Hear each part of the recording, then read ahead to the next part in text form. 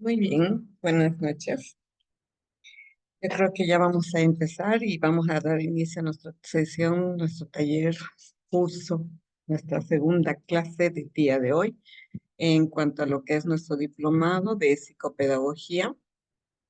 Estamos desarrollando desde la anterior clase en la cual nos habíamos reunido para poder hablar un poquito de lo que es los fundamentos psicopedagógicos de esta ciencia que nos apasiona, yo creo que a todos los que estamos participando.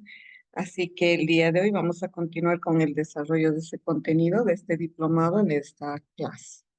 Nuevamente, darles la bienvenida. Buenas noches, ¿cómo están? Felices, seguro, por lo que ha ganado Bolivia. Buenas noches, Licen. Sí, contento. Felices todos, ahora somos bolivianos. Bo, bo, bo. Qué estrés, ¿no? Por Dios, cuando vemos partidos de fútbol, lo único que queremos es que ya acabe, que nos dejen de hacer sufrir. Pero ganamos, por lo menos, una alegría entre de tanto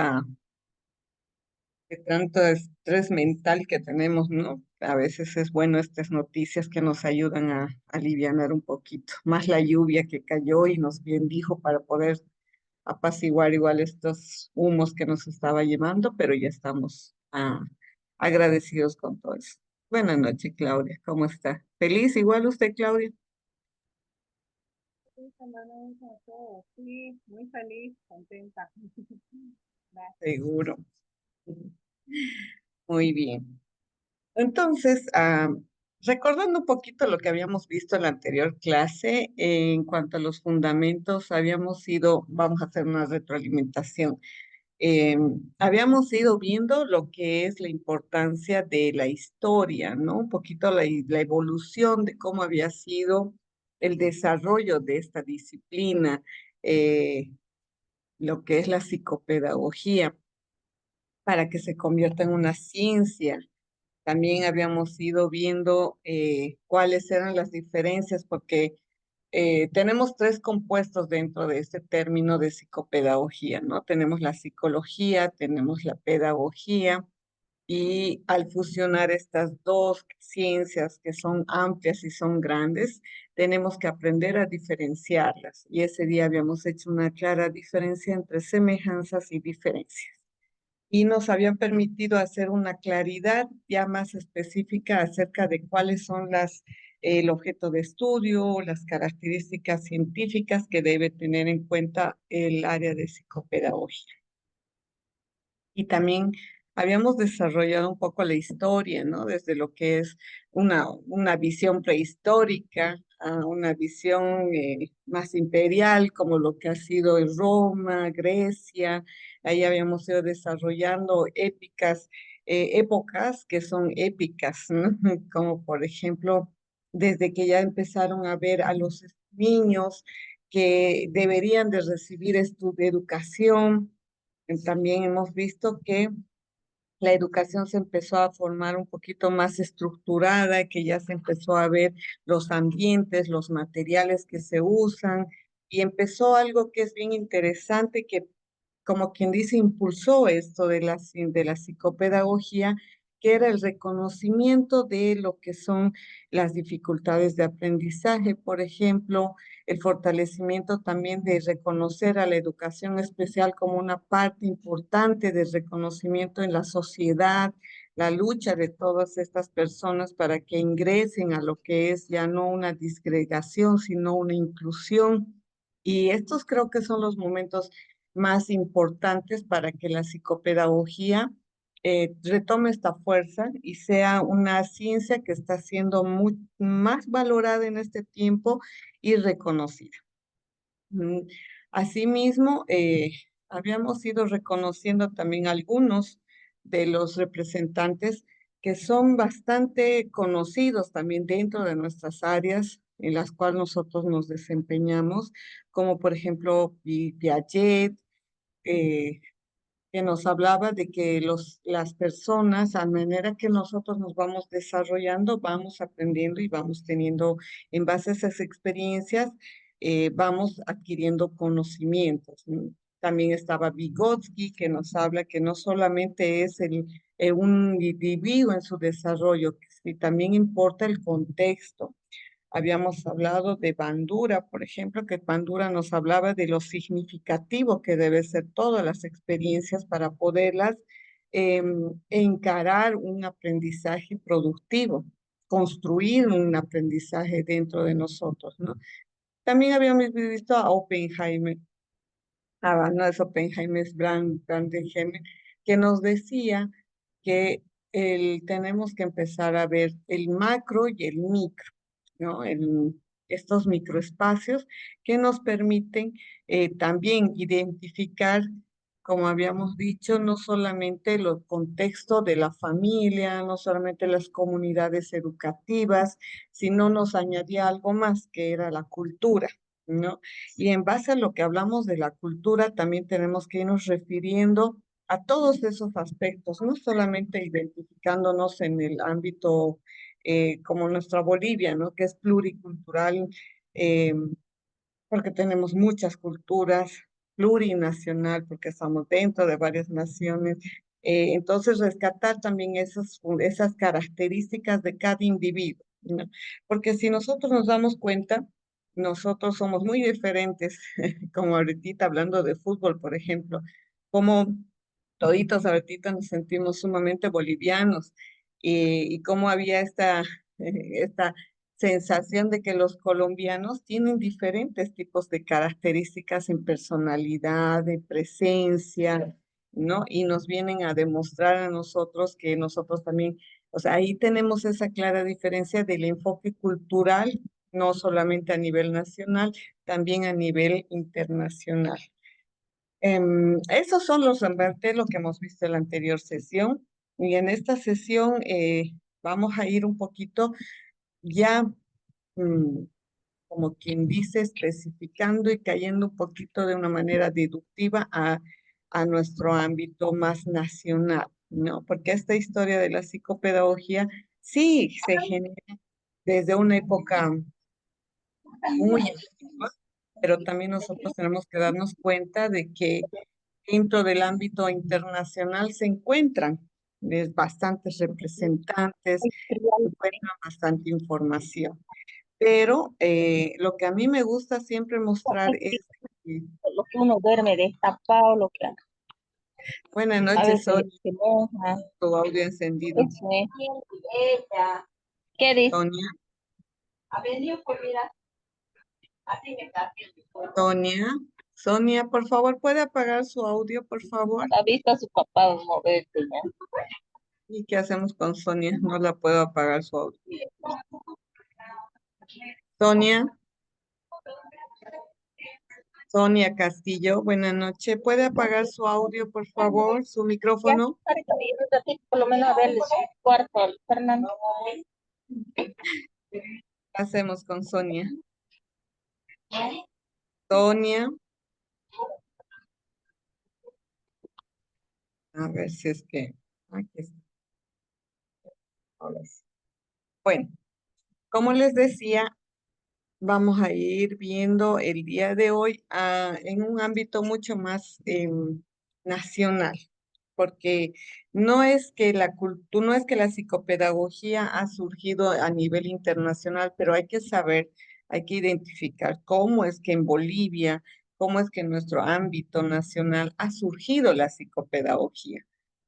También eso es fundamental saber, ¿no? Porque a veces nos enteramos más de la vida de Piaget, nos enteramos de Vygotsky, de Ausubel, de Pestalozzi, nos enteramos por ejemplo, Montessori, pero en el ámbito nacional, ¿a quiénes conocemos de psicopedagogos o pedagogos importantes o educadores que han empezado a formar este ámbito de la educación en Bolivia, que como ustedes sabrán, ¿cuántos añitos vamos a cumplir? Somos una nación bien joven, que a veces somos muy exigentes con nosotros mismos y por esos cambios que son tan revolucionarios en nosotros mismos, vemos que todos los ámbitos, hasta el ámbito educativo, ha ido realizando una serie de transformaciones que han venido haciendo, como siempre digo, ¿no? La respuesta a las necesidades de un entorno, de una sociedad, de una época, de un contexto en el cual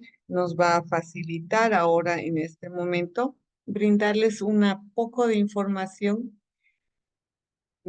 para que podamos tener en cuenta nuestra historia. ¿Sí? Eso es lo que vamos a desarrollar hoy y tal vez un poco terminando eso vamos a avanzar un poco más de contenido acerca de la psicopedagogía, ya entrando al tema específico, donde ya vamos a ver su importancia, un poco de sus ámbitos donde podemos desempeñar. Pero antes de eso, vamos a empezar con lo que es viendo eh, algo que a mí me gusta mostrarles, que también es bien didáctico para que podamos visualizar. Pero eso sí, no es que vamos a ver por ver, ¿ya? Esta actividad que vamos a hacer ahora es, les voy a pasar, vamos a ver un video, y en este video, pero al finalizar yo les voy a hacer unas 3 preguntitas a cada uno, así que necesito que todos vayan a estar atentos, ¿ya?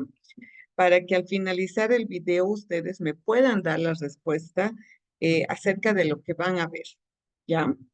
Estamos claros en esa actividad que vamos a hacer en... Yo los quiero agarrar ahorita bien despiertitos, porque a veces estamos más atentos, estamos más disponibles, entonces vamos a hacer esa actividad de ver este video, ¿ya? Les voy a ir pasando, pero les recuerdo, vamos a verlo, pero vamos a tener preguntitas al final de análisis para que podamos debatir. Les voy a ir pasando y vamos a ir viendo.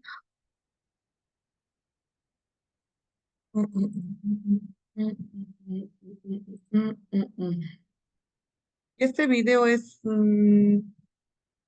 muy interesante. Es la historia de la educación boliviana, que el día de hoy solamente vamos a ver un corto, una parte, una mitad, ¿no? Porque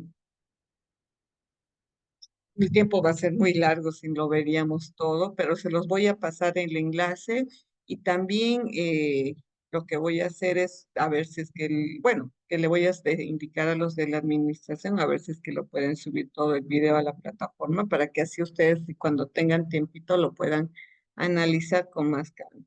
Pero yo hoy día les voy a hacer ver la parte que considero que va más relacionada a lo que estamos viendo y aparte de eso que es una parte muy más específica para que podamos condensar la información.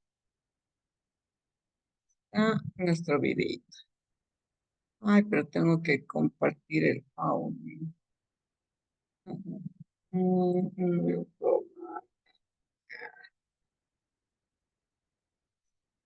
Espérenme un momentito, por favor. Compartir pantalla. Y compartir sonido. Ahora sí. Ahora van a escuchar. Muy bien. ¿Me confirman si se ve el video, por favor? ¿Se ve la pantalla? Sí se ve, Licen. Muy bien, gracias. Listo. Acá, como verán, dice Historia de la Educación Boliviana. Entonces, vamos a ver este videito desde la parte que les indico y al finalizar vamos a tener este debate, este análisis. Sí. Simón Bolívar percibió que la educación era... Al nacer a la vida independiente, Simón Bolívar percibió que la educación era el cimiento fundamental de la nueva república. Para organizarla y dirigirla, designó a su propio maestro, don Simón Rodríguez, como director general de enseñanza pública. Durante el gobierno de Andrés de Santa Cruz, se priorizó la fundación de universidades y el mejoramiento de seminarios. Se crearon los monitores y vedeles que vigilaban y exhortaban a los alumnos a leer y estudiar. La Convención Nacional de 1851 introdujo el derecho a la instrucción para todos los ciudadanos y colocó la enseñanza libre bajo vigilancia del Estado y estableció la instrucción primaria gratuita. Para la formación de maestros se creó la Escuela Normal de Instrucción. El 6 de junio de 1909 se fundó la Normal de Sucre. Se tomó como director de esa normal al doctor George Rumá, que fue de extrema importancia en la formación de futuros maestros. George Rumá realizó un diagnóstico sobre los aymaras y los quechuas revalorando su espíritu creativo y su capacidad intelectual. Como fruto de estos estudios, fundó 2 escuelas normales rurales, la de Humala en el departamento de La Paz y la de Colomi en Cochabamba para los quechuas. Uno de los intelectuales cuyo pensamiento influyó mucho en el pensamiento pedagógico boliviano ha sido Franz Tamayo. En su libro Creación de la Pedagogía Nacional, declara la necesidad de crear una pedagogía nacional a la medida de nuestras fuerzas y de acuerdo a nuestras costumbres, conforme a nuestras naturales tendencias y gustos, en armonía con condiciones físicas y morales. Pero los esfuerzos que realizaba Bolivia para mejorar su educación no beneficiaban a los campesinos ni a los indígenas. Esto motivó la Cruzada Nacional Pro-Indio, proclamada por el presidente Hernando Siles al asumir la presidencia el 6 de enero de 1926. El magisterio comenzó a organizarse en cooperativas, mutuales y asociaciones que dieron lugar a la creación de la Liga Nacional del Magisterio. En esa época las comunidades comenzaron a construir escuelas rurales. Es así que a solicitud de los campesinos se autorizó la creación de 40 escuelas por cuenta de las comunidades. Hasta 1931 la educación solo había beneficiado a los blancos, poco a los mestizos y nada a los indígenas. Hubo que esperar la entrada en escena del maestro Elizardo Pérez, quien descubrió el poder creador de los indígenas y lo formuló en su tesis central: la escuela rural debe ser para el indio. Esa idea lo llevó a fundar la escuela de Huarizata el año de 1931 en el corazón mismo de la comunidad aymara que postuló la escuela productiva, el trabajo colectivo solidario, el aprendizaje cooperativo y el aprender haciendo, la vinculación con la comunidad para favorecer el aprender produciendo, la escuela del trabajo productivo, social, creador de riqueza para la escuela y la comunidad, la ayuda mutua entre maestros y alumnos, alumnos entre sí, comunidad escuela bajo la dirección de los docentes, la supresión del horario escolar y la supresión de los exámenes, reducción del tiempo de escolaridad y la coeducación sin discriminación de sexos, la educación bilingüe, desarrollo de cualidades y aptitudes psicomotoras mediante la plástica, la música y la educación física, supresión de aquellos contenidos que no respondan a las necesidades de los campesinos, alimentación e higiene como base para el desarrollo mental, supresión de las vacaciones anuales, solamente se daba permiso para ausentarse en tiempo de siembra y de cosecha para ayudar a los padres. La escuela Ayllu fue destruida en 1941, sin embargo, la huella de Huarizata perdura hasta ahora. La Revolución de Abril del 52 propició cambios fundamentales en la estructura del país, entre ellas la reforma educativa y la elaboración del Código de Educación puesto en vigencia el 20 de enero de 1955. Fue el primer código que reunía todas las disposiciones sobre educación que estaban vigentes. Insuficientes en sus alcances, la reforma del 52 poco a poco se fue desvirtuando antes de alcanzar a dar todos sus frutos. Ese sentimiento de fracaso fue agrandado hasta que en 1969 se produjeron cambios radicales que llevaron a plantear otra reforma considerada por el magisterio como contrarreforma. Después de la muerte de Barrientos, accedió al poder el general Obando. Durante su gobierno se efectuó el primer congreso pedagógico. En 1970, entre otras cosas, para educar a los educadores de adultos en las técnicas modernas de alfabetización y en lenguas nativas. Banzer se inicia con un reglamento para educar y edificar un Estado nacionalista de orden, paz y trabajo muy acorde al gobierno militar. En la apertura democrática, el gobierno atacó fundamentalmente el problema del analfabetismo.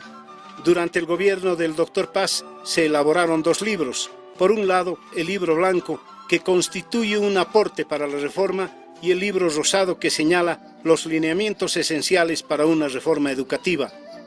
Ya en la década de los 90, el gobierno de Gonzalo Sánchez de Lozada implementa otra reforma educativa tras otra aprobación de una nueva ley. Dicha reforma no alcanzó un cambio estructural de la educación como se pretendía, aunque planteó el desarrollo de una educación orientada a satisfacer las necesidades básicas de aprendizaje, la interculturalidad y el bilingüismo, en un proceso que duró 10 años y una inversión millonaria.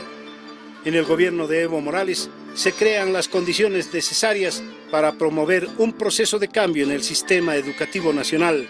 Para ello, se realizan dos acciones que dieron lugar al inicio de la revolución educativa. Primero se crea, por decreto, la Comisión Nacional de la Nueva Ley Educativa Boliviana. Esta comisión redacta un documento de las nuevas políticas educativas que es presentado al Segundo Congreso Nacional de Educación. Y luego del resultado de ambas acciones históricas emerge el proyecto de ley de educación Avelino Siñani Elizardo Pérez, que posteriormente es aprobada y ahora y en el futuro buscará ser implementada.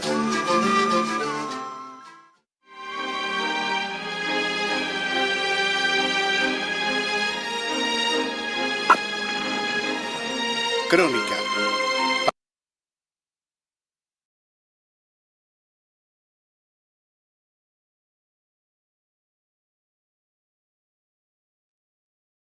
Muy bien. Concluimos de ver esta crónica nacional que es narrada por Carlos Mesa, un historiador, igual pedagogo, educador, eh, periodista, tiene bastante conocimiento acerca de la historia, ha investigado bastante sobre la historia de Bolivia. Y este pedacito que ustedes han visto, que a mí me pareció que es el que más nos ha podido ayudar a concentrarnos en la historia de la pedagogía, de la educación específicamente en nuestro país, para que nosotros podamos reconocer que también ha ido evolucionando con diferentes representantes que han podido ayudarnos en esto que es el área educativa. Pero ¿por qué lo vamos a ver solamente en el área de ámbito educativo? Porque como ustedes han visto, la psicopedagogía está más inmersa dentro de lo que es el proceso enseñanza-aprendizaje, en este campo que es la educación. Entonces, como les había indicado, después de ver este videito, vamos a analizar un poco con algunas preguntas que nos van a ayudar a ir recordando, analizando y viendo también si han estado atentos a esta información. A ver, ¿quieren hacerlo voluntario? ¿Qué es lo que han visto? ¿Quieren avisar? ¿Quieren comentar algo acerca de qué les ha parecido el video?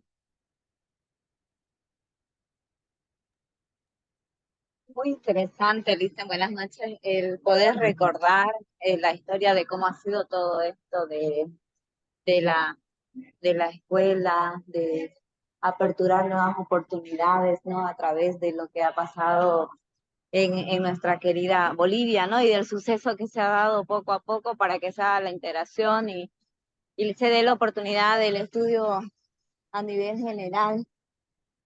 Mm, exacto, muy bien, bienvenida, María Carmen. Bien. Claro, por ejemplo, a ver, yo les voy a hacer una pregunta si es que realmente estaban atentos. Díganme, ¿quién era el maestro de Simón Bolívar? Simón Rodríguez. Perfecto, Simón Rodríguez. Y lo vemos, ¿no? En algunas unidades educativas, por ejemplo, yo me acuerdo que en Sucre hay una unidad educativa, Simón Rodríguez, que enarbolan, ¿no? El nombre de este pedagogo, que era un maestro, nada menos, imagínense, de este libertador, y que a veces nosotros, yo creo que en la actualidad muchos de nosotros ya hemos perdido esta esencia de conocer a bastantes personajes de nuestra historia de Bolivia. A ver, vamos a hacer otra pregunta. ¿Qué hizo George Roman para lo que es mandado por la educación? ¿Qué escucharon? ¿Qué es lo que hizo George Roman? Es algo muy bonito e interesante que hizo George Roman. Y muchos de nosotros a veces no escuchamos mucho de este representante.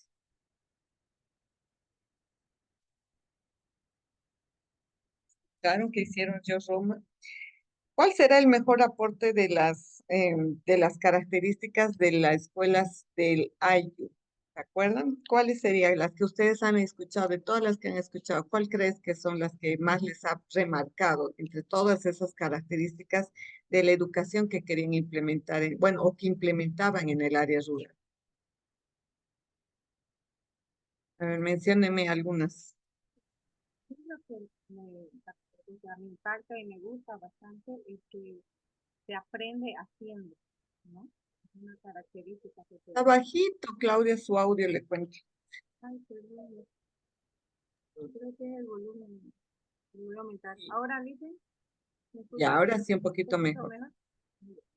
Bueno, yo le comentaba un poquito de que algo que me interesó bastante, me llamaba la atención, es de que en aquel entonces se aprendía mucho haciendo, ¿no? Como que más vivencial.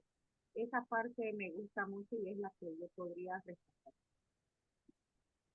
Sí, exacto, más vivencial, ¿no? Era más productiva, dice. Y ahora estamos entrando, cambiando igual y atrayendo ese término, ¿no? De educación productiva, pero que ya en ese entonces sí era algo más factible. Creo que Dina también estaba queriendo comentar algo. A ver, vamos a escuchar tal vez con Dina. Buenas noches, Lice. Buenas noches. Eh, sí, es bonito, ¿no? Escuchar nuevamente la historia, cómo fue la educación, ¿no? En aquel tiempo, pues ellos le enseñaban pues, a las mujeres a tejer, a bordar, y los varones en la agricultura, ¿no? Y todo eso, era parte, ¿no? Era parte de la cultura. Y, y entonces, ha ido avanzando hasta llegar, como dice ahí, la revolución que se dio en el 52. eh, ya con la reforma agraria también fueron cambiando, ¿no? Las normativas. Hasta hoy, en la actualidad, ¿no? Que se sigue todavía recuperando, revalorizando nuestra cultura, ¿no? De cada región. Sí, es así que antes enseñaban a tejer, a bordar, por ejemplo, por acá también por nuestra cultura seguimos, ¿no? Revalorizando lo que es el tejido, el bordado, ¿no? La lengua, la cultura, ¿no? Todo eso, entonces, como que ha marcado una historia en nosotros y eso es lo que nosotros impartimos con nuestros estudiantes, ¿no? Y es bonito, ¿no? Volver a recordar como ahí mencionan los videos, ¿no? Cómo ha ido pasando esta historia. Como usted bien dice, esto ha sido una historia, ¿no? Que ha ido evolucionando hasta llegar a esta nueva ley. Y han escuchado todas estas revoluciones que han habido, ¿no? Estas revoluciones educativas, por ejemplo, que todos nosotros, algunos de nosotros hasta la hemos vivido, eh, y la seguimos viviendo, ¿no? Porque ahorita, por ejemplo, estamos con una reforma que es la ley Avelino Cignani.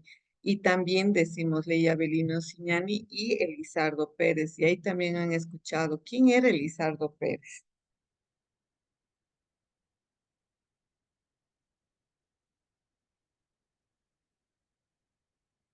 ¿Sabe alguien quién es Elizardo Pérez? Y en la historia lo dice, ¿no? ¿Qué es lo que él propició? ¿Qué es lo que él formó?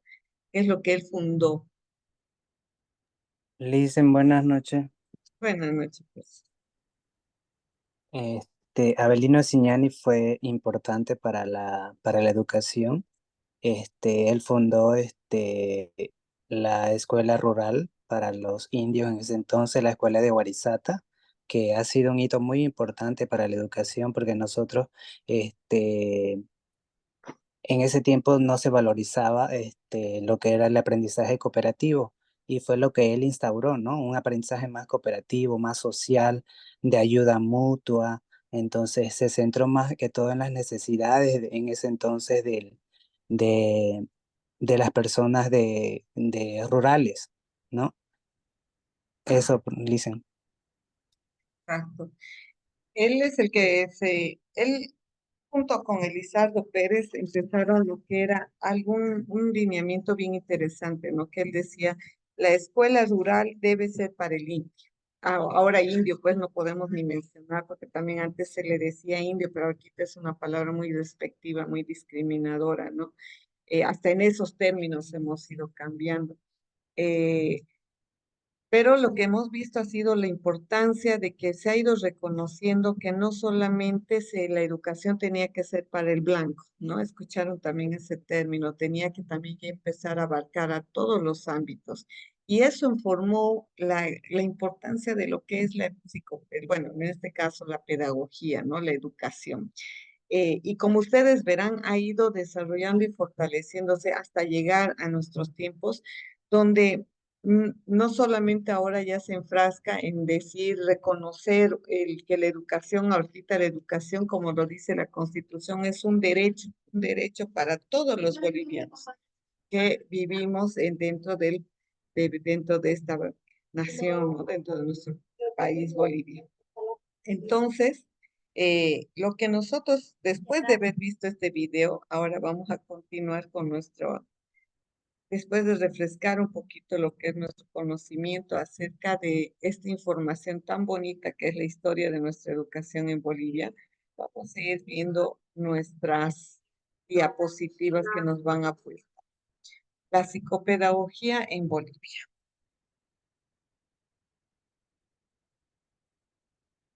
Vamos a ir viendo este mensajito que nada menos que nos los hace el maestro de Simón Bolívar, donde dice, y quisiera que lo leamos todos, dice, los hombres deben prepararse para el goce de la ciudadanía, con 4 especies de instrucción en la primaria y la segunda edad.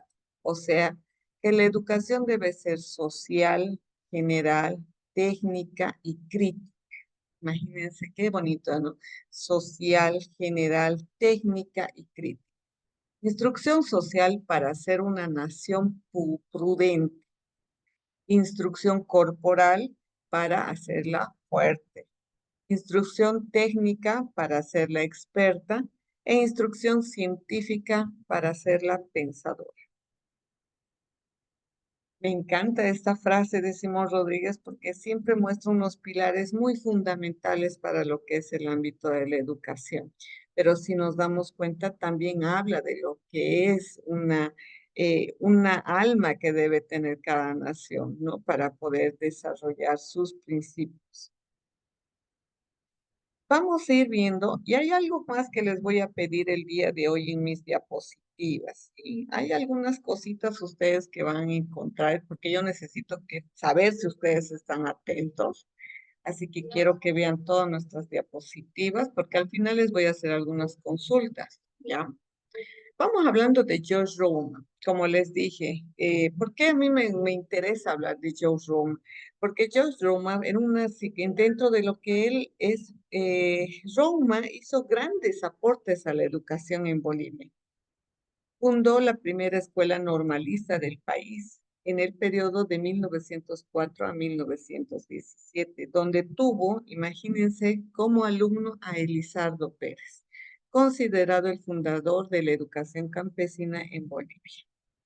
Entonces, eso como les digo, a veces nosotros no conocemos mucho de la historia de algunos representantes que vinieron a forjar y a hacer, por ejemplo, Roma ya creó la primera escuela normalista, ¿no? Y de ahí que salió Elizardo Pérez, quien fue el que vio y identificó esto de la educación en el ámbito rural, sí. En 1928 dice que a su regreso a Bolivia como representante comercial de Bélgica, fue contratado por las autoridades bolivianas para realizar un diagnóstico del sistema educativo. El resultado de este trabajo es el informe del doctor George Roma, director general de instrucción primaria, secundaria y normal. Dentro de este informe, en la obra pedagógica de Roma se señalan los fundamentos que debe tener de la escuela moderna y para su acción educativa tomó en cuenta las siguientes bases. Una base biológica, donde dice que el niño es considerado un ser viviente con cualidades propias transmitidas por la herencia familiar y social. y que no deben oponerse al libre desarrollo de la evolución del niño y al contrario, las escuelas deben ser activas, basadas en el interés y esfuerzo personal de acuerdo a sus naturales inclinaciones positivas.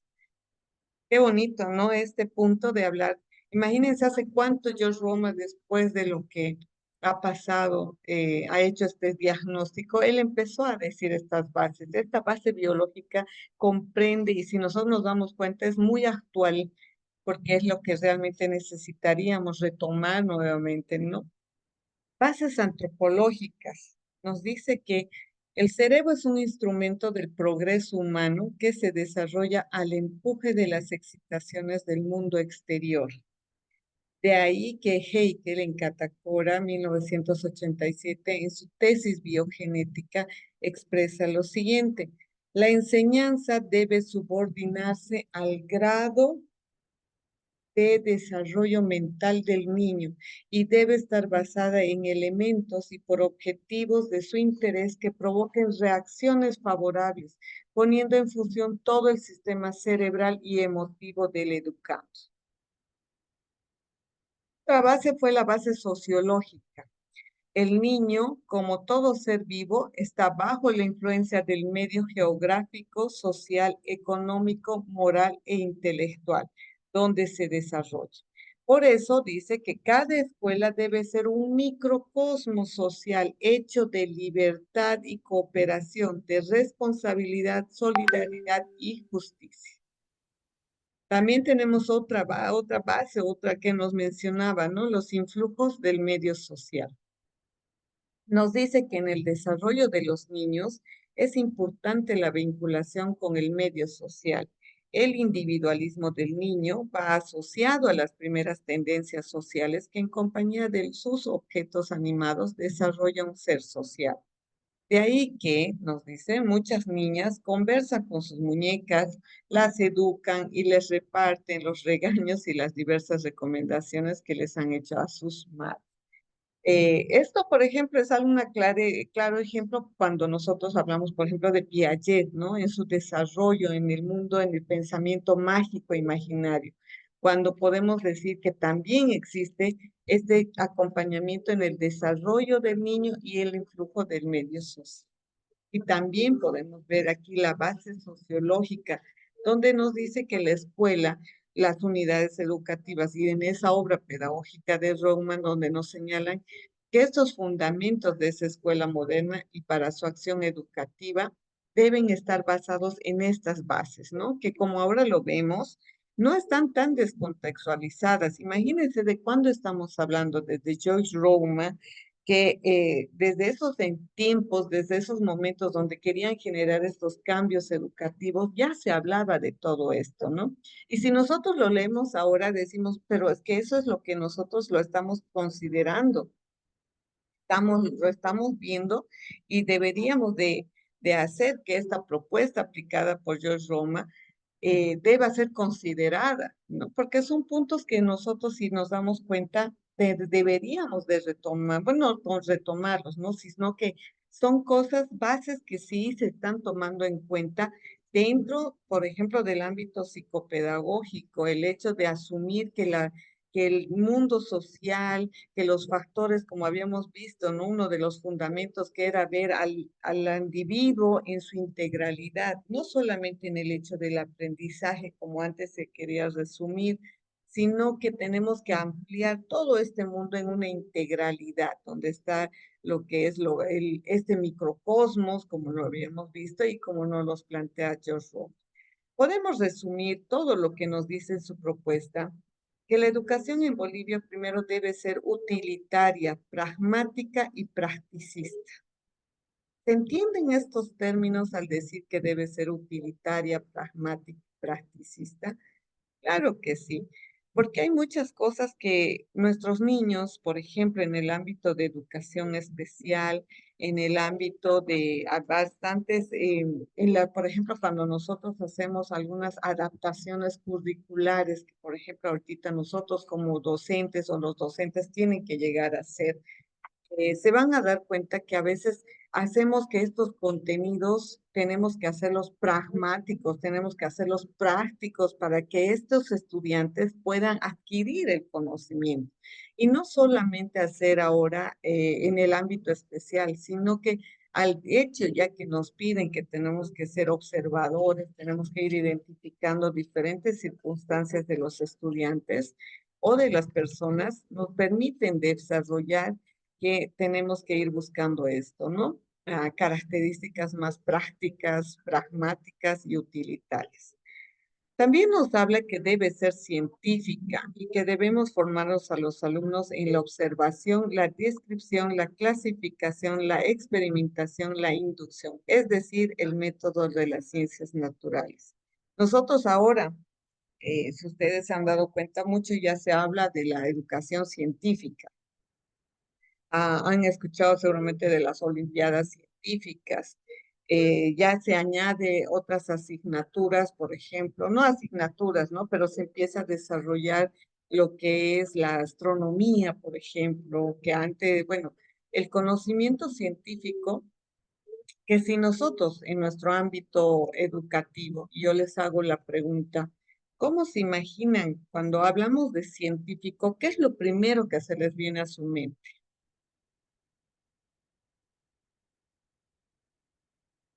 A ver, ¿qué es lo primero que se les viene a su mente cuando hablamos de científico o científica?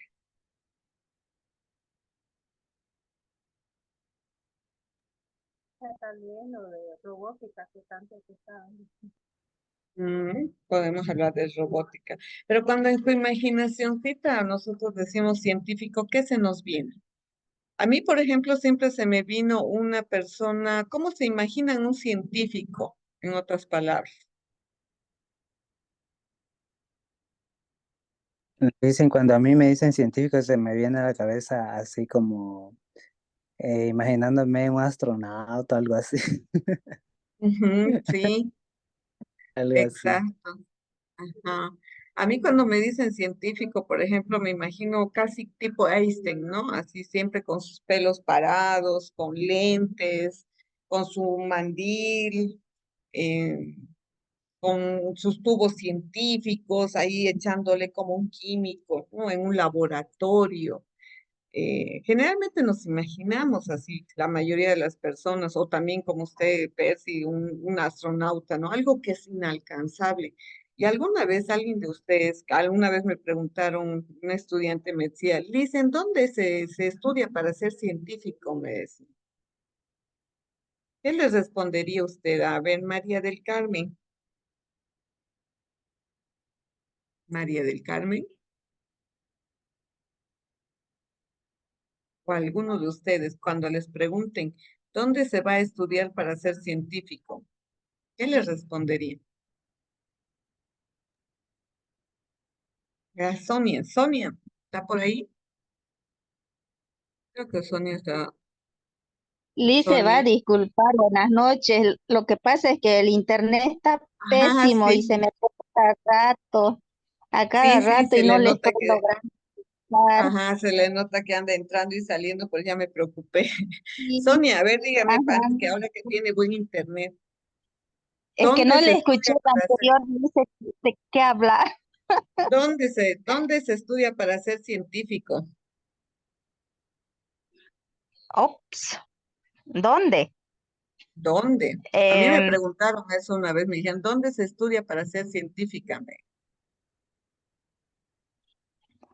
bueno, yo creo que para ser científicos, bueno, en Bolivia, ¿no? En otros En, lugares hay centros especializados, ¿no?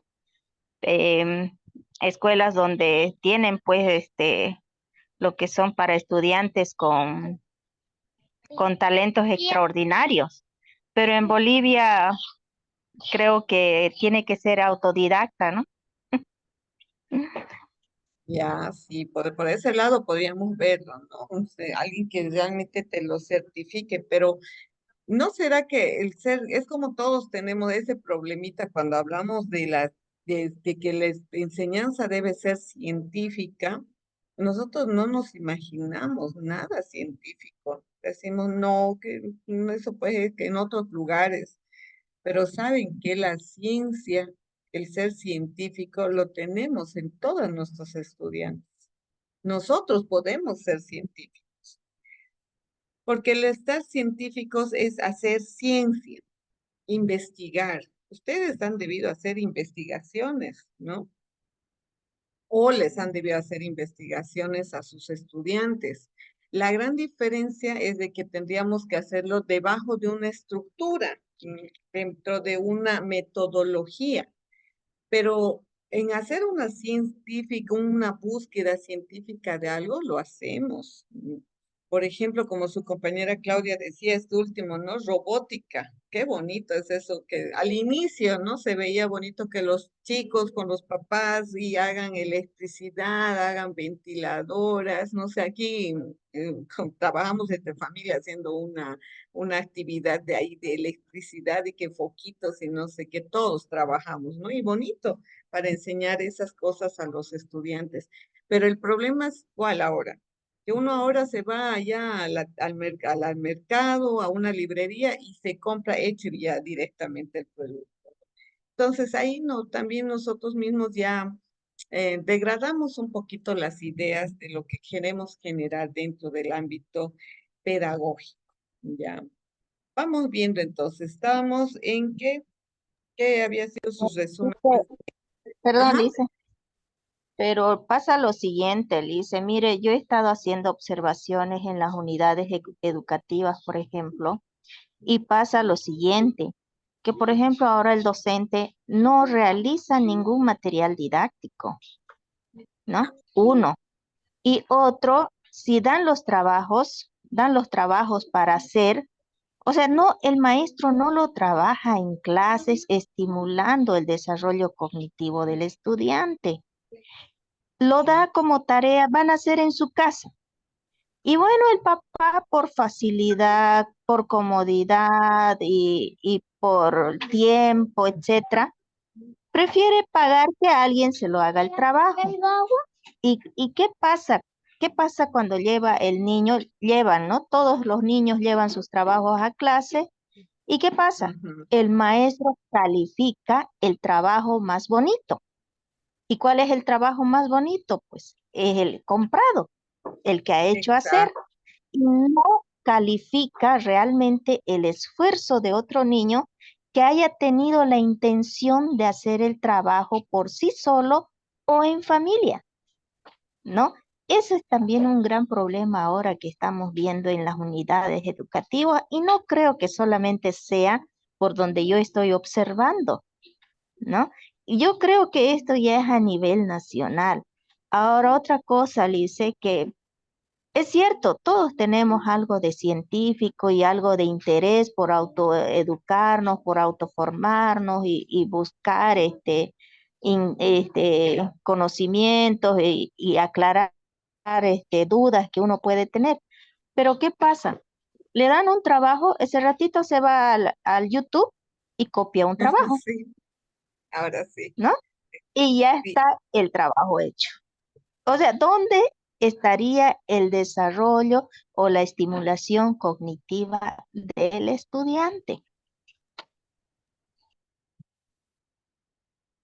Es un análisis muy bueno el que usted nos ha planteado en este momento de una realidad que, verdad, todos lo vivimos, ¿no? En el primer punto que usted habla sobre la experimentación, como aquí nos dice George Rome, imagínense en ese tiempo nos decía que la educación debía ser activa, ¿no? Donde los alumnos deben experimentar, comparar y razonar por sí mismos. Como usted bien dice, a veces la tarea se las manda para hacer la práctica y los papás hacemos el mejor esfuerzo, como a mí me pasó que hice una ventiladorita con mi hija. Y claro, como usted bien dice, ¿no? ¿Dónde ponen los más bonitos, los comprados adelante? Y la ventiladora de mi hija era allá en una esquinita bien botada, ¿no? Y uno dice, oye, es mejor que compre porque había unos teleféricos que habían hecho, bueno, que no habían hecho, sino que habían comprado. Eh, Cosas que vemos, ¿no? Pero obviamente creo que ese es el criterio de todas algunos docentes. Hay otros que sí se merecen realmente un aplauso, porque tal vez están haciendo lo que nos dice este representante que es George Roma. Yo Lice, quisiera saber dónde están esos maestros, porque lamentablemente Yo donde igual voy estoy y con él. yo no he visto a nadie, discúlpeme, con todo el respeto que se merecen los maestros, pero no he visto en ningún lado eso y pese que voy recorriendo, ¿dónde ¿Verdad? estarán? No, yo le voy a buscar para ir a alguno que encuentre. Debe haber uno en un ojo de pajar, y hay uno muy bueno tal vez, ¿no? O una muy buena. Debe haber alguien que se ha quedado todavía. Yo creo que también son diferentes factores que les hacen, ¿no? A los mismos docentes a que tengan esta característica de no generar. Hay diferentes factores, igual a que no les benefician. Cantidad de estudiantes, burocracias internas, papeleos, informes. O sea, hay un 50.000 factores que también a ellos yo creo que les llega a desmotivar en lo que realmente ellos han entrado, ¿no? Es como cuando uno entra a pedagogía a la normal, y eso siempre les digo a los maestros, entran pues felices, con pasión, todos nosotros cuando somos ahorita diferentes carreras, creo que es lo que más nos ha apasionado, ¿no? Pero hay diferentes circunstancias que provocan, yo creo que baje esa experiencia, ese querer generar, ¿no? Vamos un poquito viendo estas investigaciones psicológicas del niño boliviano. Ya hemos visto un poco el campo pedagógico, ahora vamos a ir viendo el ámbito psicológico. Y la pregunta que les hago a todas es, no hay a todos, ¿cómo son las niñas y niños bolivianos? A ver, quiero que me responda. Quiero que me responda. A ver, ¿cómo serán los niños? Elina, Elina, qué bonito nombre, Elina.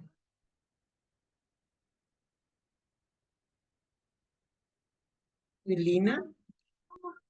O Miriam, ya se incluyó Miriam. Buenas noches, Miriam. Buenas noches, Lice. ¿Cómo está?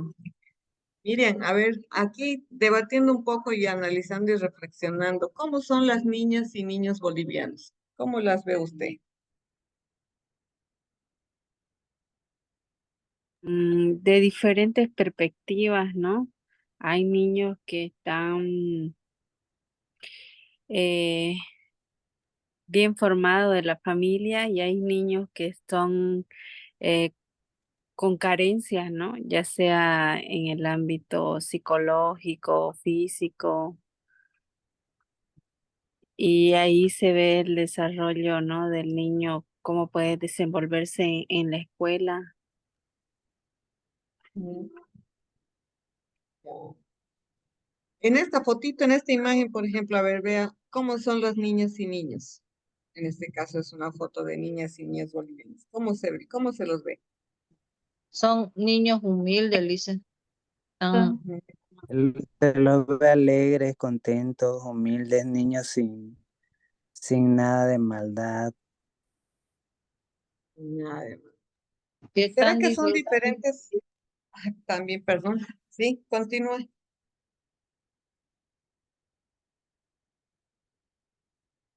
Están disfrutando un momento. ¿Y será tan diferentes los niños bolivianos a otros niños de otros lugares?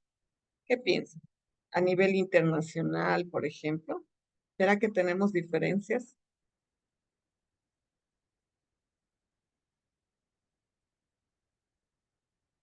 Como aquí nos ve esta imagen, nos dice que los niños y niñas bolivianos somos como esta imagen de aquí.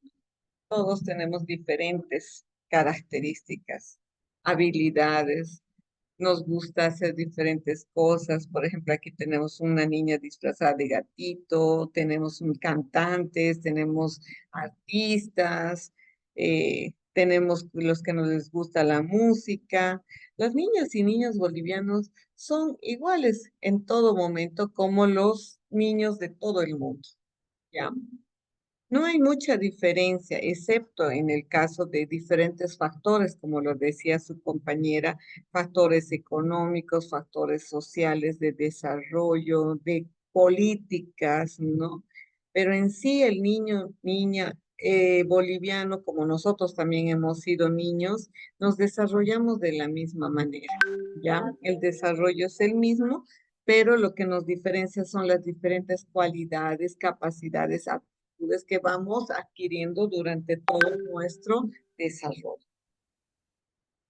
En el ámbito pedagógico, entonces podemos ir resumiendo que dentro de la educación en Bolivia se ha ido viendo muchísimo desarrollo, ¿no? Y que este también ha ido acompañándose de lo que es el ámbito psicológico, porque a la vez que van desarrollando y apareciendo estas teorías, también vamos asimilando que son universales, ¿no? El pensamiento del desarrollo del individuo va en relación a todas las características de todos los individuos de nuestro, podríamos decir, de nuestro universo, porque mm, que tengamos diferente tipo de desarrollos. Y, por ejemplo, aquí en Bolivia nosotros para evaluar el desarrollo de los niños, tenemos no sé si han escuchado de la escala abreviada de desarrollo, por ejemplo, que es un instrumento que ha sido adaptado por Nelson Ortiz. ¿Y por qué ha sido adaptado? Porque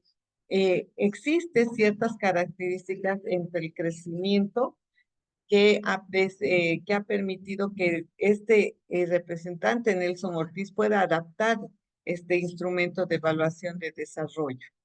¿Ah? Ese es uno que podemos añadirle a un gran instrumento para evaluar el desarrollo. Ah, vamos a ir viendo ahora, hasta aquí vamos a llegar con los que es la historia de la psicopedagogía acompañada de la psicología. Hemos ido viendo el desarrollo desde lo que es el ámbito internacional durante nuestra historia. Ahora nos toca ver lo que es un poco acerca de los estilos de aprendizaje, ¿ya? Entrando un poco más a lo que es la temática de psicopedagogía. Yo creo que todos hemos escuchado de los estilos de aprendizaje. Cada uno de nosotros tenemos diferentes estilos de aprendizaje. Y estos estilos de aprendizaje, nosotros podemos ir viendo y definiéndolos de esta manera. ¿Qué son los estilos de aprendizaje? Nos dice que los estilos de aprendizaje pueden definirse como aquellos rasgos afectivos, cognitivos y fisiológicos que sirven de indicadores de cómo los estudiantes responden a la manera en que se les presenta los contenidos. ¿Ya? Esto nos provee una información valiosa, nos dice, para seleccionar y distribuir ¿qué? Los recursos didácticos, los espacios y el tiempo. Es decir, para favorecer ambientes propicios para el aprendizaje. Vamos a ir viendo esto de los estilos. ¿Cómo podemos definirlo? Dice aquellos rasgos afectivos, cognitivos y fisiológicos. ¿Cuáles serán los rasgos fisiológicos a los que se refiere nuestro estilo de aprendizaje? ¿Será que influyen en algo nuestros rasgos fisiológicos? ¿Qué piensa? ¿Afecta en algo los rasgos fisiológicos? ¿Será? ¿Y en qué? ¿En qué me puede dar un ejemplo?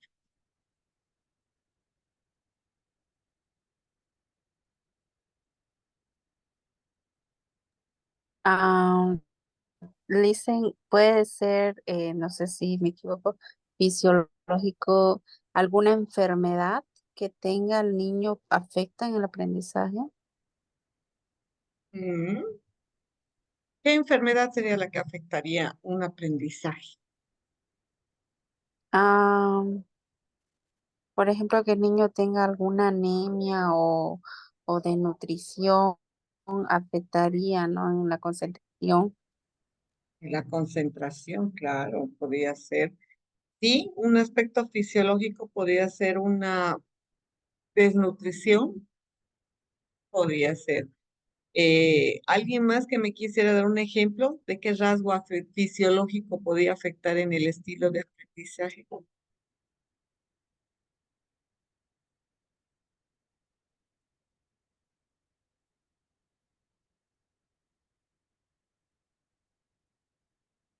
Por ejemplo, si yo tengo un niño que tiene hipoacusia, ¿saben qué es la hipoacusia? La hipoacusia es aquella disminución de la audición.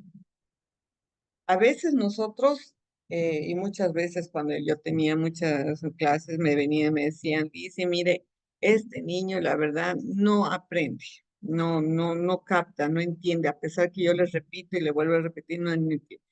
Lo primero que yo le decía, y ustedes siempre tienen que decir, es que este factor fisiológico es uno de los principales características que debemos de enseñar a ver y a descartar dentro de lo que es un diagnóstico para saber por qué esos niños no aprenden, no se concentran, están muy dispersos. O sea, tenemos que primero descartar siempre este fisiológico. ¿Por qué? Porque yo le decía a los padres, ¿no? Se le han hecho alguna vez algún estudio auditivo y claro, resulta que le hacen la medición y no es que está no es que está sin escuchar, ¿no? No es que es sordo, sino que tiene una hipoacusia, o sea que uno de los oíditos tiene menor capacidad de auditiva que el otro. Entonces, lo que hacía el niño siempre era a partir de esta dificultad fisiológica, pasaba que el pobre no podía entender y no comprendía y se cansaba y ¿qué tenía que hacer? Aburrirse y empezar a molestar, ¿no? Es una de las características que siempre hay que tener en cuenta. Dentro de los rasgos afectivos, de igual manera. Por ejemplo, que esté un niño, como usted bien dice, Miriam, que esté con desnutrición, le va a afectar en lo que es lo afectivo, ¿no? ¿Por qué? Porque cuando uno está sin la nutrición adecuada, ¿qué provoca? Que no exista una liberación de hormonas de manera correcta. Y cuando hay una liberación de hormonas de manera correcta, ayudan en lo que es los aspectos emocionales, por ejemplo, ¿no? Entonces, ¿qué vamos a tener siempre? Un niño aburrido, un niño sin ganas de trabajar, cansado, que siempre va a querer estar, o al contrario, ¿no? Un malhumorado de esos que siempre está en forma agresiva. Claro que afecta en su estilo de aprendizaje, porque todos nosotros tenemos que tener estos indicadores siempre presentes para desarrollar e identificar cómo los estudiantes pueden desarrollar un aprendizaje. ¿Ya? Vamos a ver que hay diferentes estilos de aprendizaje. Aquí podemos ir viendo el modelo de Kolff, que nos habla de un estilo de aprendizaje pragmático, lo teórico, lo reflexivo, lo activo, ¿no? El modelo de PNL, que es programación neurolingüística, que nos habla de lo visual, lo auditivo y lo kinestésico. Los modelos de los hemisferios cerebrales, que es sumamente importante hablar del hemisferio izquierdo y qué hace el derecho. Son dos lados, que estos dos lados son muy diferentes, sí, pero también se conectan, ¿no? También está el modelo de las inteligencias múltiples, que varios de ustedes ya han debido escuchar, y el modelo de Felder y Silver, ¿no? Que estamos hablando del modelo sensitivo, intuitivo, visual, verbal, inductivo, deductivo. Entonces, imagínense, en este pequeño resumen que vamos a mostrarle ahora, pero después lo vamos a ir desglosando, imagínense cuántos estilos de aprendizaje tenemos, ¿no? ¿Cuántos podemos hasta hacer unas fusiones entre diferentes modelos? ¿Por qué razón? Todos estos van a ir relacionándose de acuerdo al individuo. Cada uno de ustedes de igual manera han debido imaginarse o pensar cuál será mi estilo de aprendizaje. Y no se equivoquen en pensar que uno tiene un solo estilo de aprendizaje. No es así. ¿Por qué razón? Porque estos estilos de aprendizaje, como vamos a ir viendo aquí, en el modelo de Kolff, por ejemplo, vamos a encontrar algo muy interesante. Nos dice el modelo de Kolff. Kolff identificó 4 tipologías de alumnos, ¿ya? Según las fases en las que prefieren trabajar con la información. Por ejemplo, están los alumnos activos o divergentes. ¿Cuáles son estos? Aquellos que se especializan en la experiencia concreta y la experimentación activa. ¿A qué se refiere más que todo esto? Que estos niños, como bien dice su nombre, alumnos activos, ¿no? Que siempre quieren estar en la experiencia concreta. Alumnos reflexivos o asimiladores. que prefieren la observación reflexiva y la conceptualización abstracta. Alumnos teóricos o convergentes, que se centran más en la conceptualización abstracta y la experimentación activa. Y los alumnos pragmáticos o acomodadores, que tienen afinidad por la experiencia concreta y la observación reflexiva. Estos 4 modelos de Kolb, que es muy interesante analizarlo. ¿Por qué? Porque si nosotros nos damos cuenta, para poder desarrollar un ámbito psicopedagógico, como han visto en el inicio cuando hablábamos, decíamos que el ámbito psicopedagógico va desarrollado con mayor profundidad en el ámbito de aprendizaje.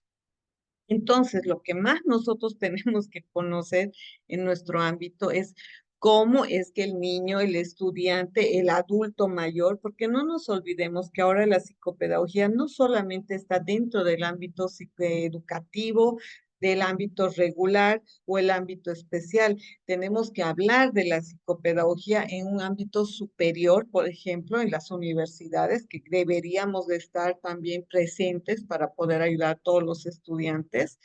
También estaríamos dentro de un ámbito, ¿será que podemos estar en un ámbito del adulto mayor? ¿Qué piensan ustedes? ¿Será que se puede estar en el ámbito del adulto mayor? Sí, Lice, se puede trabajando lo que es terapias ocupacionales, terapias que le van a estimular quizás a trabajar la parte social, digamos, ¿no? Entonces, les va a ayudar en la parte psicopedagógica, de la parte de lo que es psicopedagogía. Cognitiva, en la parte social. A veces nosotros nos olvidamos de esa tercera edad, ¿no? O del adulto en una etapa donde está entrando casi a la tercera edad o está entrando o saliendo de... Hay también etapas ahí, ¿no? En todo ese desarrollo que en la cual tendríamos y estamos presentes, ¿no? ¿Por qué? Porque ¿qué va a hacer el psicopedagogo? ¿Qué vamos a hacer si es que nosotros nos formamos en esta área? Vamos a tener que identificar cómo es que aprenden todas estas personas, ¿no? Los niños, los adultos, las personas con discapacidad, las personas con alguna trastorno. Entonces, nosotros, ¿qué hacemos? Concretamos e identificamos qué necesita esta persona, qué necesita esta comunidad, este grupo, y adaptamos o diseñamos, planificamos para poder hacer una implementación de una enseñanza activa. ¿Ya?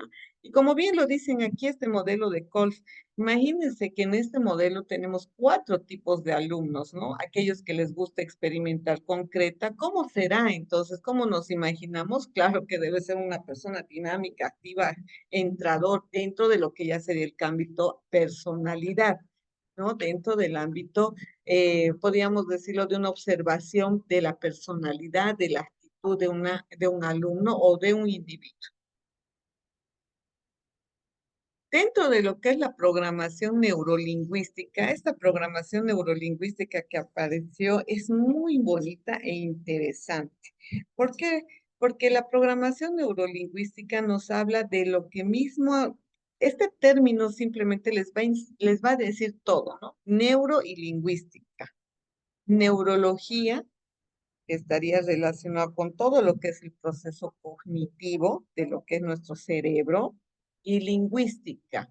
¿Será que se puede adaptar la neurolingüística como una programación para que nosotros hagamos un ejercicio en el cual podamos utilizarlo como una herramienta de enseñanza para que pueda ser el aprendizaje?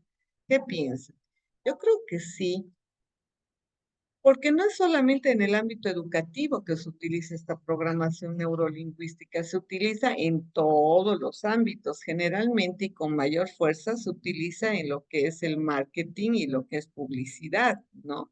Pero vamos a ir viendo un poquito. Nos dice que una teoría es una teoría que está relacionada con la representación sensorial, ¿ya? Que sugiere que las personas tienden a tener preferencias particulares por ciertos canales sensoriales al recibir, procesar y recordar la información.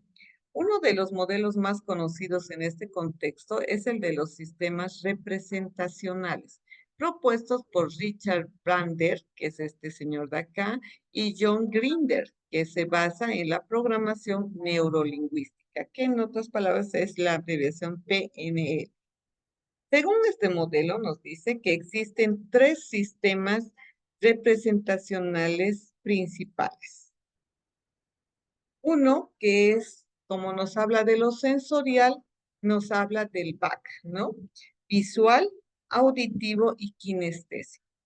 Y que todos estos sistemas de representación mental de la información, cómo ingresa la información y cómo se genera un aprendizaje.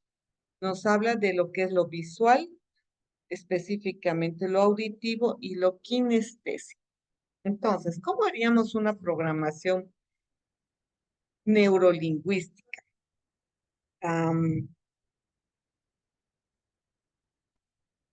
Haciendo un ejercicio básico para que todos nos demos cuenta que realmente sí se puede hacer una programación neurolingüística y que no las hace la programación neurolingüística. Y como les dije, esta programación la podemos ver más en lo que es en el ámbito de la publicidad y el marketing. A ver, me van a decir, ¿conocen el Mentizán?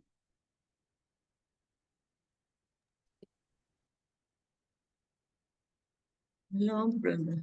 María del Carmen dice que sí, lo conoce el Mentizán. Ya, a ver, le voy a preguntar a Miriam.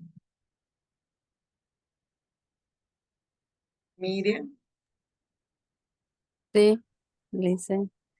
Miriam, a ver, quiero que hagamos un ejercicio y entre todos, ya, pero vamos a hacerlo con usted. A ver, Miriam, le voy a hacer el Mentizán. Usted, ¿de qué color es el Mentizán? Verde. Ya, es verde. ¿Qué beneficios tiene el Mentizán? Ah, se puede utilizar como para frisionar bueno, a mí me utilizan para frisionar mis pulmones cuando estoy resfriada y Mm, espalda. sí, ya, entonces ahí ya tenemos 2 respuestas, ¿no? Si nos vamos con Miriam, gracias Miriam, por ejemplo, decimos, cuando les pregunté qué es el Mentizán, ¿qué es lo primero que se vino a ustedes a su cabeza? La imagen de la latita, ¿no? Todos han debido estar con la imagen de la latita. Ya es una información. Cuando le pregunté qué se recuerda del Mentizán y cómo lo aplica, entonces ustedes han debido imaginar ya de cómo es que hasta el olor del Mentizán, ¿no? Se han debido acordar, ay, yo me froto mi rodilla, ay, qué bueno, y por el dolor de cabeza. ¿Qué estamos haciendo? ¿Por qué ustedes se acuerdan que el Mentizán es verde? Por la latita y por lo menta. Porque lo han visto, ¿verdad? En propagandas, lo han comprado, lo han tocado. ¿Cómo saben a qué sirve o por qué lo utilizan? Porque kinestésicamente ustedes lo han podido sentir en su piel, saben que es para los dolores, saben que es para la cabeza, ¿no? ¿Y por qué saben que tiene esos beneficios? Porque aparte de que ustedes lo han comprobado, en algún momento en alguna propaganda han visto esa propaganda donde, ay, está con la nariz tapada y le friccionan, ¿no? Y lo primero que se nos viene es eso. O sea, nadie te ha dicho en la instrucción, si ustedes han dado cuenta en las latitas del Mentizán, no vienen instrucciones de cómo aplicarse el Mentizán, ¿verdad? Entonces, si no vienen las instrucciones, ¿por qué yo agarro y directamente me lo froto aquí, me lo pongo acá? Porque yo sé que lo he visto en algún lugar o me lo han dicho y yo lo que hago es hacer eso, ¿no? Entonces, todo esto podemos decir que generalmente mientras más lo vemos, mientras lo sentimos, mientras lo escuchamos, como bien dice esta programación neurolingüística, que sí se puede desarrollar un aprendizaje a partir de lo que vemos, escuchamos y lo sentimos. Entonces, este modelo también es muy bueno. Lo utilizan también bastante en el ámbito psicológico y tal vez si es que tenemos tiempito en la siguiente sesión, pero eso sí con cámaras encendidas, Les voy a hacer un ejercicio de programación neurolingüística que es muy bonito para relajar, para traer emociones, manejar recuerdos, lo utilizan bastante en el ámbito psicológico. Vamos a otro que también nos habla de estas características, ¿no? ¿Cómo son las características de aquellas personas que tienen más preferencias visuales? Nos dice que tienden a procesar la información principalmente a través de imágenes y representaciones visuales, ¿ya? A lo auditivo. Aquellas con preferencias auditivas tienden a procesar la información principalmente a través del sonido y la audición. Y lo kinestésico, características de individuos con preferencias kinestésicas que tienden a procesar la información principalmente a través de las sensaciones físicas y experimentaciones táctiles. Hay un ejercicio igual muy bonito en esto de lo visual, auditivo y kinestésico que nos decían, ¿saben cuándo se van a dar cuenta tal vez en algún ejercicio? Es cuando utilizamos el celular. ¿Ya? Cuando mandamos un mensaje, por ejemplo. Ustedes son de aquellas personas que le escriben todo un texto, ¿verdad? Hola, ¿qué tal? ¿Qué estás haciendo? Buenas tardes. Yo aquí preguntándote acerca de qué almorzaste, cómo estuviste, te fue bien en clases, ta. ¿Alguna vez les ha pasado eso a ustedes? Ustedes que son más de la escritura, ¿sí? ¿Cómo les responde la otra persona? Con audio. ¿Ven? Ahí hay una persona que les puede responder con audio. ¿Por qué? Porque no le gusta estar escribiendo. ¿Y por qué será eso? Porque es más auditiva. ¿Y cómo les responderá la visual? ¿Quién me dice? Yo le escribo un montón o le mando un audio, que no sé qué, y que tienes que hacer esto y cómo te fue y cómo estuviste. ¿Qué les responderá a los que son más visuales? Con una A ver, foto. Con a ver. emoji. Exacto. Todo un historial y el que me sale un dedito, ¿no? Y yo, pero, uno está, y uno le pregunta, pero tanto que te escribí, me das un coso, ¿qué significa eso? Que estaba bien, que yo te entendí, o sea, ven, es que él o esa persona puede ser que sea más visual, ¿no? Con un emoji te responde todo, o hace unos 5 emojis más, carita feliz, carita triste, porque esos símbolos para él significan contenidos y palabras.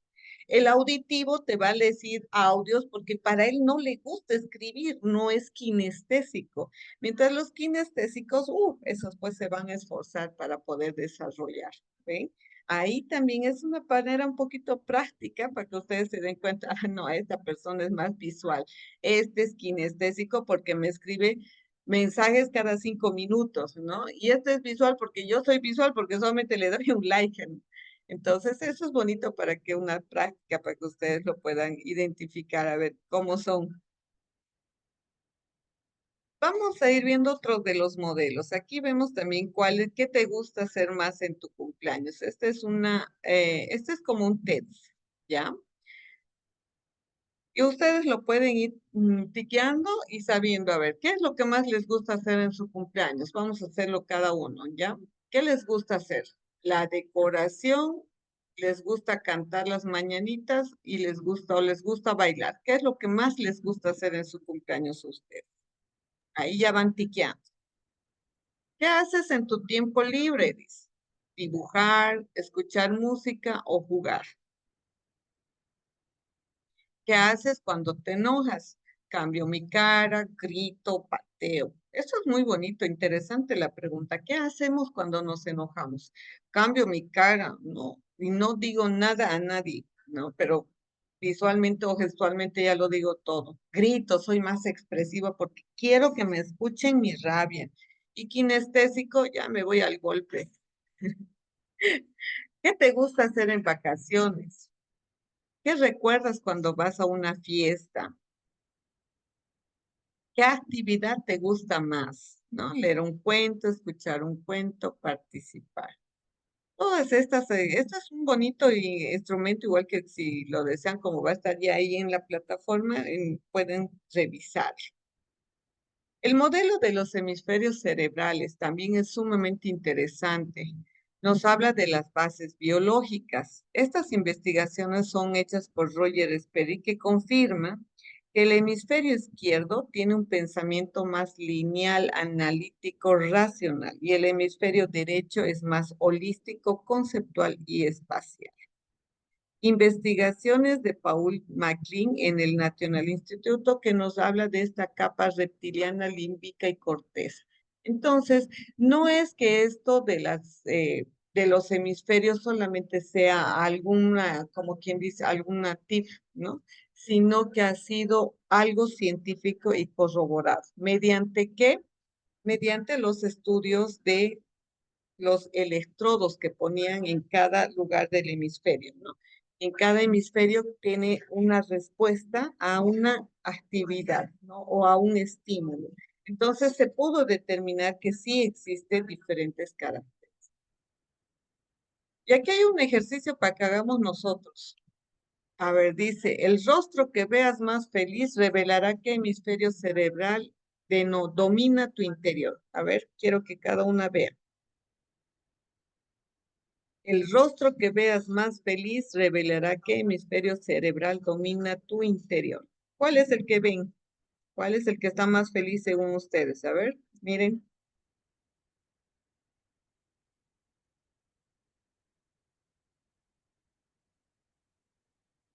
A ver, vamos a preguntarle a David. David, Sí, Licen. buenas noches, David.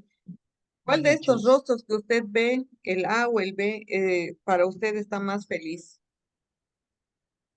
El B. El B.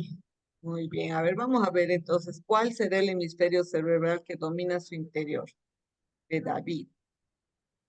Dice que si piensas que la cara A es la más feliz, te caracterizas por tener una personalidad muy relacionada con el lado izquierdo de tu cerebro. Es así que eres una de las personas que más creatividad y expresividad tiene en su vida diaria, utilizando todos los recursos como gestos, música y escritura. Pero como David, si piensas que la cara B es la más feliz, si tu elección fue la cara B, esto significa que tienes un pensamiento más razonador. Te encanta usar la lógica y el pensamiento analítico y crítico. De esta manera formas parte del grupo de personas que piensan mucho antes de llevar a cabo una acción o decisión. ¿Qué tal, David? ¿Le dieron algunas pautas de cómo es usted? Algunas, Licen, pero también me identifico con algunas del inciso A. Eso puede ser también, ¿no? Que algunas personas eh, digan, yo soy un poquito del A y soy un poquito del B. Pasa que también determina mucho el lado en el cual nos manejemos en escritura. Por ejemplo, los que son zurdos también indican que el aprendizaje o el características que utilizan más el lado derecho, ¿no? Que todo va más cruzado. Y las personas que utilizan el lado diestro, que utilizan más el lado dominante, el lado izquierdo, que va en cruzado. Pero, como usted bien dice, y me encanta que haya tocado ese punto, donde a veces nosotros decimos el lado que más nos domina o el estilo que más de aprendizaje que tenemos. Sí, pero hay ciertas cosas que tenemos que tomar en cuenta, ¿no? Por ejemplo, la edad de desarrollo en la cual nos encontramos en nuestras vidas. Porque ninguno de ustedes me va a decir que nuestro estilo de aprendizaje que tenemos ahora a nuestra edad ha sido el mismo que teníamos cuando teníamos, no sé, 10 años o 15 años. ¿Será que ha sido el mismo estilo de aprendizaje o el mismo dominio cerebral que teníamos? ¿Qué piensas?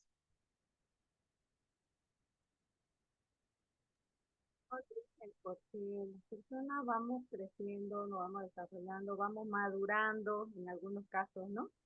Ujú. Esa es mi opinión.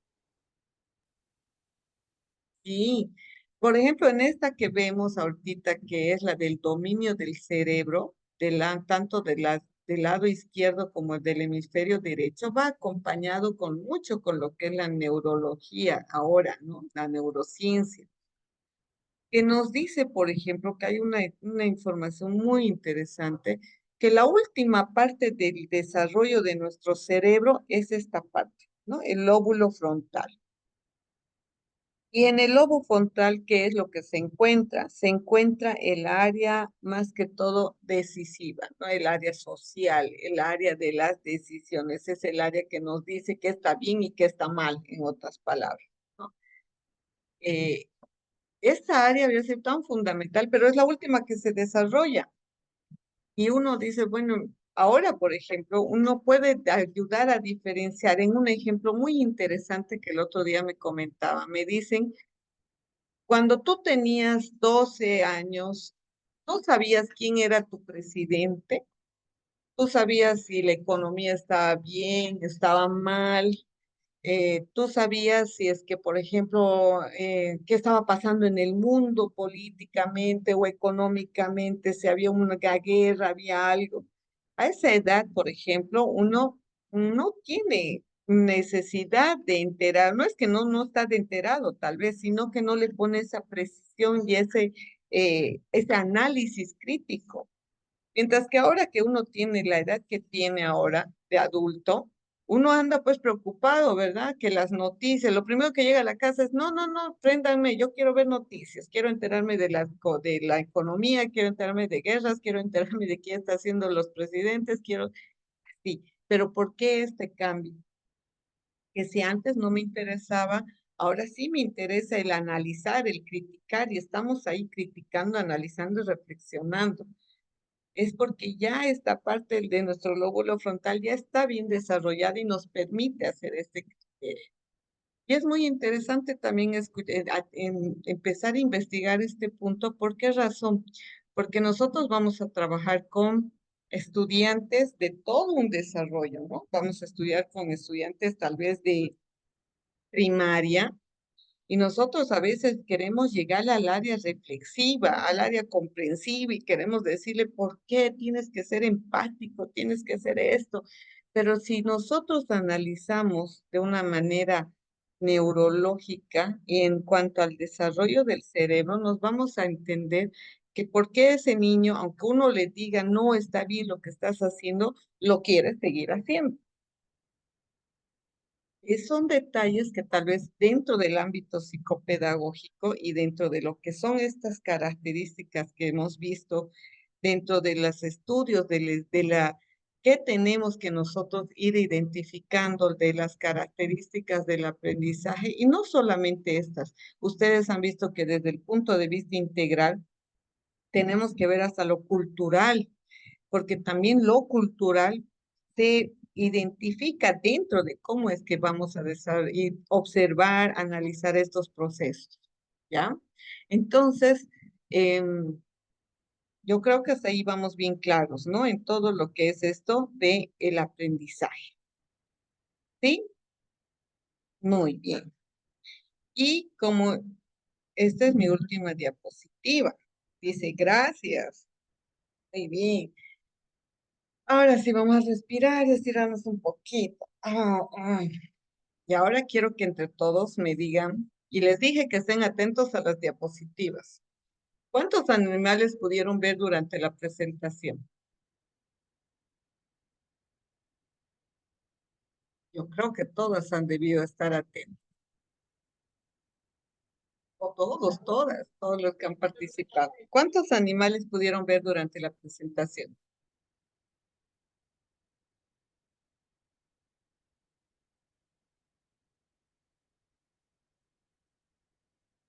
¿Qué dicen? ¿Cuántos sabían? ¿O no vieron ni uno? ¿O están viendo solo el elefantito?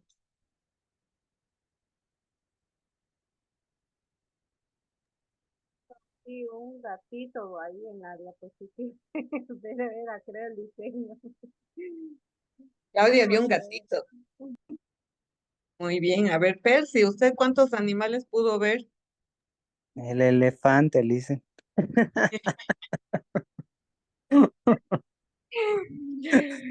A ver, Sonia, Sonia. Lice, yo solo vi un gato y un elefante.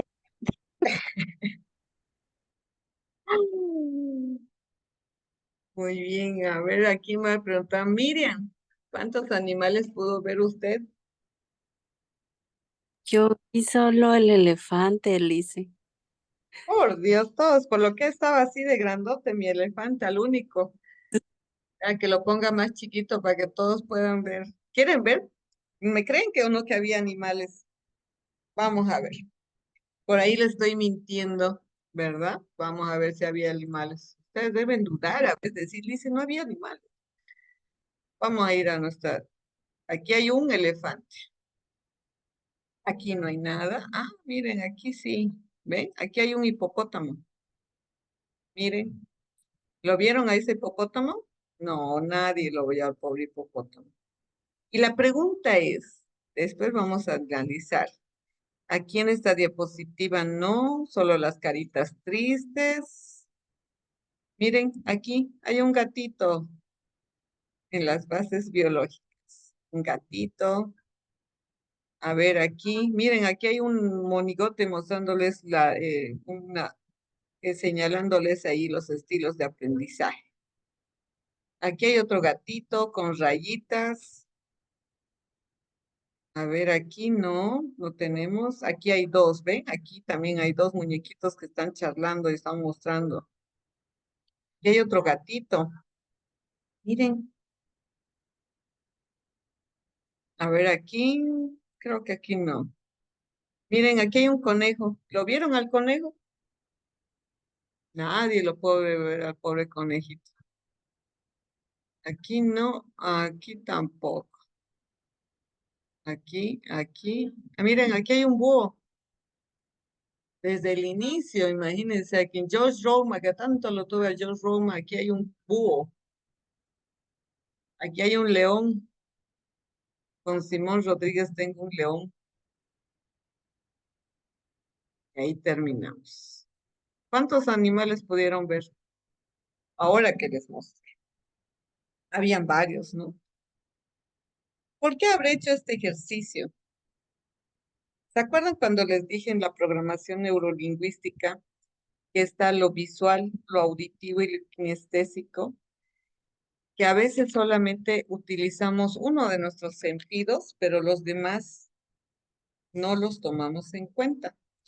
Pero, por ejemplo, ustedes tal vez no han identificado los animales porque estaban utilizando más lo auditivo, pero visualmente solamente han logrado captar lo que su mente ha querido captar. Pero ¿qué tal si yo les ponía algunos mensajitos, como por ejemplo, ¿qué sentido tiene que yo le ponga animales en nuestras diapositivas? ¿Se han puesto a pensar qué sentido tiene que esté un gato encima de George Roman? ¿Qué sentido tiene que haya un conejo al lado de? ¿Por qué no nos hemos puesto a pensar eso y a reflexionar? ¿Por qué? ¿Por qué no me han dicho, listen, ¿y qué tiene que ver ese gato allá arriba de su cabeza de George Roman? ¿Por qué no hemos puesto a analizar? Lo mismo pasa con nosotros en la realidad, ¿no? A veces solamente vemos lo que queremos ver, pero no vemos todo el contexto general de las cosas que tenemos que a nuestro alrededor. Y es fundamental que nosotros aprendamos a desarrollar esa capacidad y enseñarles a nuestros estudiantes o dentro del ámbito en el que estemos o cuando generalicemos dentro del ámbito de psicopedagogía, es fundamental que nosotros tengamos esta capacidad, no solamente de observar lo que queremos observar o escuchar lo que nos pueden decir, sino que tenemos que aprender a escuchar, a investigar, a analizar lo que no nos están queriendo decir, a ver, observar lo que no están queriendo mostrarnos, ¿ya?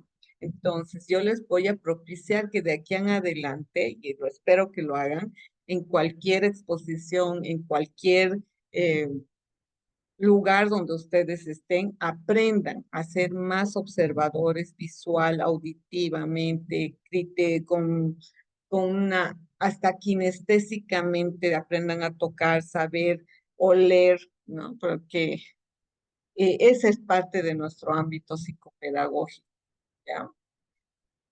Y sí, teníamos muchos animales, aparte del elefante. Entonces, si no hay dudas, consultas, nos podemos estar despidiendo. ¿Qué les pareció la clase de hoy? Estuvo interesante para que todos empecemos a tomar en cuenta nuestra realidad de estas características que ya tenemos que empezar a forjar dentro de este ámbito psicopedagógico. Sí, ¿verdad, Claudia? Ahora va a observar más, Claudia. Muy bien. Entonces, nos despedimos. Un gusto volverlos a ver. Si no hay dudas, consultas, nos podemos... Lice, sí, Lice, perdón, al respecto de este módulo, ya hay algunas tareas, algunas, porque no me sale a mí. Quería no, saber solo el módulo 0 nomás me sale. ya hizo la tarea del módulo 0, Dina. Responder las preguntas, sí, el cuestionario. Muy bien.